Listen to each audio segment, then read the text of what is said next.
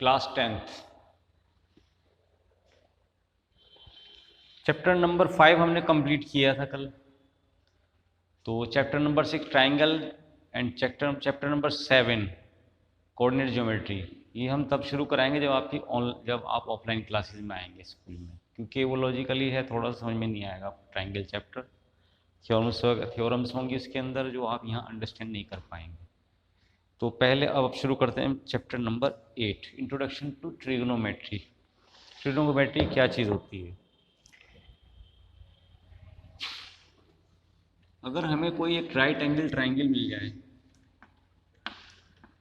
Right angle means एक angle उसमें 90 degree का हो, तो राइट एंगल ट्राइंगल बोला जाता है।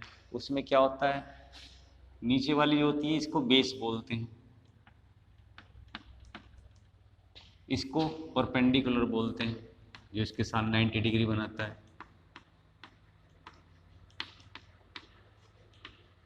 ठीक है, और ये होता है हमारा हाइपोटेनियस। हाइपोटेनियस कहाँ होती है? 90 डिग्री जहाँ बनता है उसके जस्ट अपोजिट साइड वाली जो साइड होती है, हमारी सबसे लॉन्गेस्ट साइड होती है, वो होती है हाइपोटेनियस। ठीक है, तो ये फिगर होती है राइट एंगल ट्राइंगल में, इसी का यूज होता है हमारा ट्रिग्नोमेट्री के अंदर। अब आती है कि इसके अंदर एंगल्स बनते हैं, जैसे sine theta, cos theta, tan theta, cot theta, sec theta and cosec theta. आप इसी सीक्वेंस को लर्न रखना कि साइन के बाद कॉस आएगा, कॉस के बाद टेन, कॉट, सेक और कॉसेक। ठीक है, इनकी वैल्यूज कैसे चलती हैं?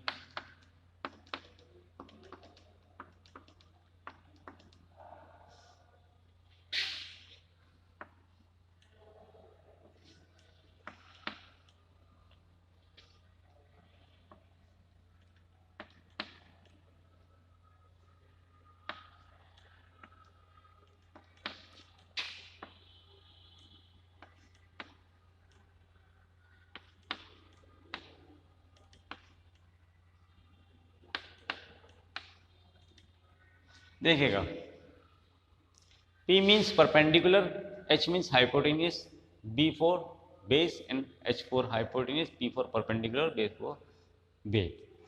तो ये वाली जो हमने सीक्वेंस लिखी, साइन, कॉस, टेन, कॉट, सेक, कॉसेक, उसमें क्या वैल्यू चलेंगी हमारी? साइन के लिए होगा परपेंडिकुलर अपॉन हाइपोटेनियस। ठीक, उसके बाद आता है हमारे पास कॉस, कॉस के लिए होगा बेस अपॉन हाइपोटेनियस।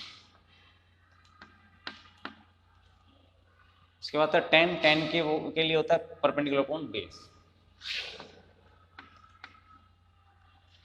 अगर आपने सिर्फ ये तीन भी लर्न कर लिए, बाकी ये यहाँ से जस्ट ऑपोजिट शुरू हो जाएगा, बेस अपॉन परपेंडिकुलर, वहां से चेक करना, base upon perpendicular. Sec theta is hypotenuse upon base, hypotenuse upon base. Cosec theta hypotenuse upon perpendicular, hypotenuse upon perpendicular. तो यहां तक आपके समझ में आ गया होगा। ठीक है, तो ये वैल्यूज चलेंगी।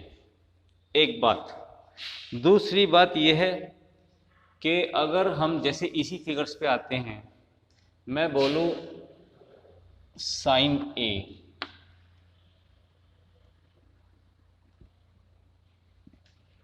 Cos A, tan A, cot A, sec A और cosec A. A means angle, जैसे साइन थीटा एंगल, ए हमने लिया ये वाला साइन ए, तो साइन ए के अकॉर्डिंग परपेंडिकुलर अपॉन हाइपोटेनियस कौन होगा? परपेंडिकुलर यही रहेगा और हाइपोटेनियस यही रहेगा। इट मीन्स बस इतना सा आपको ध्यान रखना है कि जहां पर हम एंगल लेंगे, जिस एंगल को हम यूज कर रहे हैं, उसके साथ वाली साइड जो होगी, नीचे वाली साइड होगी, वो बेस कहलाई जाएगी और हाइपोटेनियस कभी चेंज नहीं होगी। अब जैसे मैं इसको यहाँ चेंज करता हूँ, साइन सी, तो साइन सी यानी अब इस एंगल की बात होती है, तो इस एंगल के लिए बेस जो बनेगा हमारा ये, और परपेंडिकुलर यहाँ पहुँच जाएगा, बेस यहाँ आ जाएगा, परपेंडिकुलर यहाँ आएगा, ये चीज़ चेंज हो जाएगी। वैल्यूज जब आएंगी तो आपके समझ में आएगा। अब ये क्वेश्चंस करेंगे जब समझ में आ जाएगा आप। एक चीज, दूसरी चीज sine theta, cos theta, tan theta, cot theta, sec theta and cosec theta, इनकी अपनी एक और वैल्यूज होती हैं। ये वैल्यूज तब यूज की जाएंगी जब एंगल्स में हमें साइड्स गिवन होंगी, ये साइड्स गिवन होंगी, ठीक है। एक आता है साइन थीटा किसके इक्वल है, इनको ये आपस में एक दूसरे से इंटरकनेक्टेड, कैसे, साइन थीटा होता है 1 अपॉन कॉसेक थीटा, ठीक है। Cos theta is equal to 1 upon sec theta,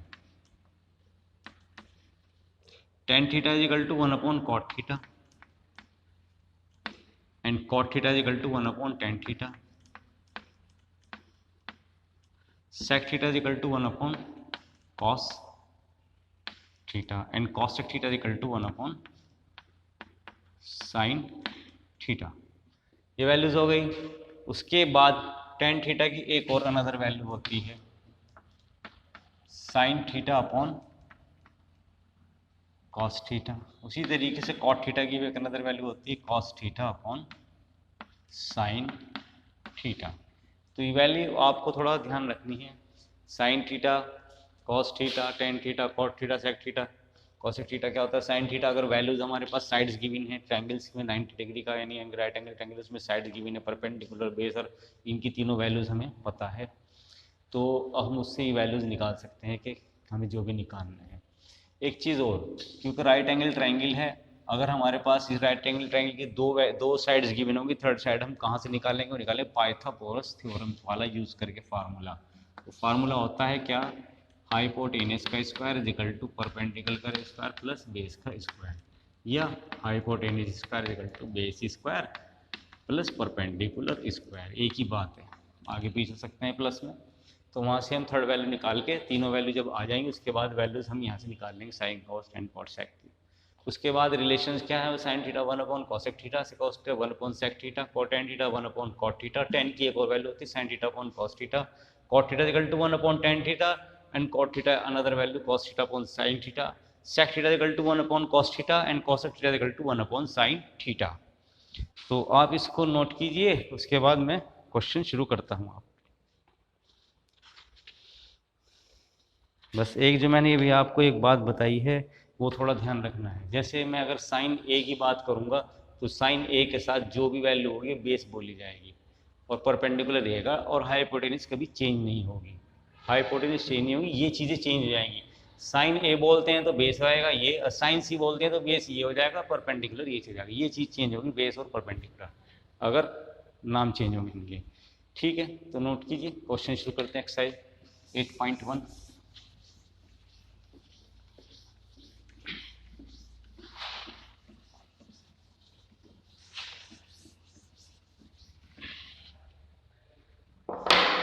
exercise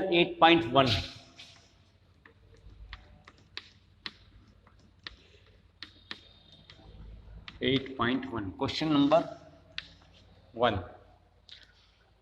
in triangle ABC, एक राइट एंगल ट्रायंगल है एबीसी जो राइट एंगल है एट बी पर, उसने क्लियरली बोल दिया है बी पर वो राइट एंगल ट्रायंगल है, तो इसका मतलब ए यहाँ हो गया और सी यहाँ होगा, ए बी सी।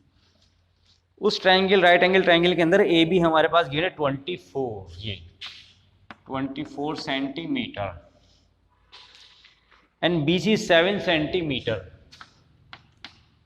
ठीक है। उसके बाद डिटरमाइन करना है फर्स्ट पार्ट पर हमें साइन ए कॉस ए दोनों की वैल्यू, सेकंड पार्ट में साइन सी एंड कॉस सी, ठीक है। तो देखिए मैंने बोला था राइट एंगल ट्रायंगल होता है उसमें तीन साइड्स हमारे पास, बेस, परपेंडिकुलर, हाइपोटेनस। हाइपोटेनस हमारे पास नहीं तो हम पाइथागोरस थ्योरम यूज करेंगे। ये हाइपोटेनस है तो हाइपोटेनस का स्क्वायर, बेस का स्क्वायर प्लस परपेंडिकुलर का स्क्वायर, बेस हो गया 24 का स्क्वायर एंड 7 का स्क्वायर 576 प्लस 49 इज 625। हाइपोटेनस जब स्क्वायर हटाएंगे इधर से तो इधर अंडर रूट आएगा, और ये किसका अंडर रूट होता है, पेयरिंग अगर बनाए तो 25 मल्टीप्लाई 25, तो हाइपोटेनस हमारे पास 25 सेंटीमीटर आ जाएगी। 25 सेंटीमीटर तीनों साइड हमारे पास गिवन हो गई। अब हमें निकालना है सबसे पहले फर्स्ट पार्ट में साइन ए। मैंने बोला था नाम को ध्यान से रखना है, ए ये होगा तो बेस ये होगी, परपेंडिकुलर ये रहेगा, और हाइपोटेनस तो चेंज नहीं होगी। साइन ए के लिए मैंने लिखवाया था क्या, परपेंडिकुलर अपॉन हाइपोटेनियस। तो यहाँ पर ए है तो परपेंडिकुलर 7 होगा, हाइपोटेनस ये, तो 7/25 is the answer. Very easy. उसके बाद आता है कॉस ए।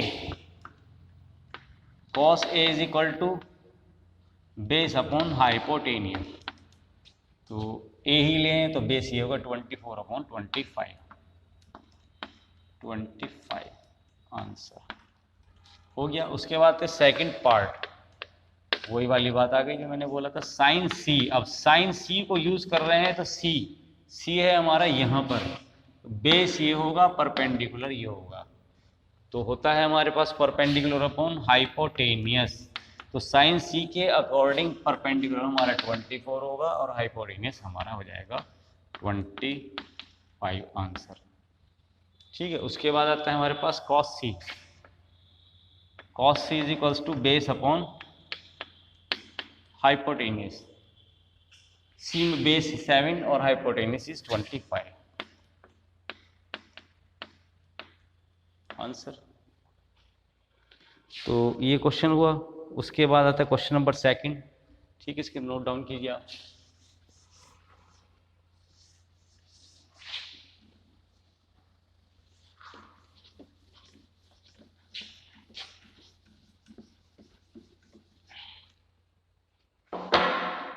Question number 2। क्वेश्चन नंबर 2 है हमारे पास, in figure 8.13 P Q R, P Q R, Q पर 90 डिग्री शो करा रहा है, and 12 centimetre 30 centimetre, 12 centimetre 13 centimetre, ये हमें फाइंड करना है एक तरीके से base.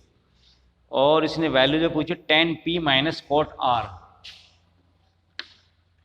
10p minus cot R. तो सबसे पहला हमारा काम क्या होना चाहिए कि हम तीनों साइडों को फाइंड कर लें। फार्मूला पाइथागोरस का होता है हाइपोटेनस का स्क्वायर एंड बेस का स्क्वायर प्लस परपेंडिकुलर का स्क्वायर। हाइपोटेनस हो गई 13 सेंटीमीटर का स्क्वायर,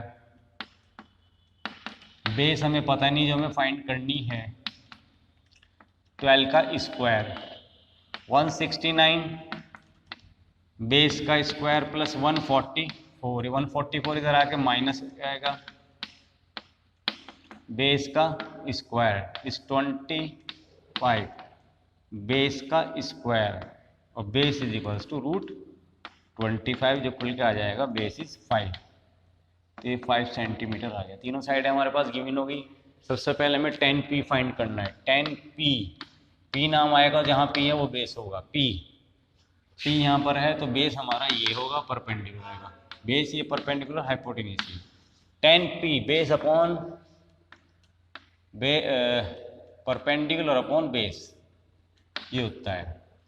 तो इसमें बेस ये, परपेंडिकुलर ये, तो 5/12। तो हमें निकालना है cot R. Cot R equals to base upon perpendicular होता है।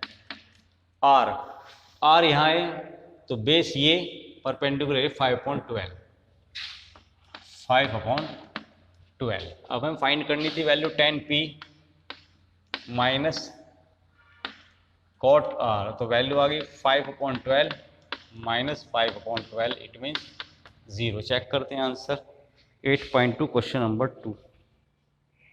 इसमें तो कोई आंसर ही नहीं है, कोई बात नहीं। 10p माइनस कोट आर एक बार फिर चेक कर देते हैं।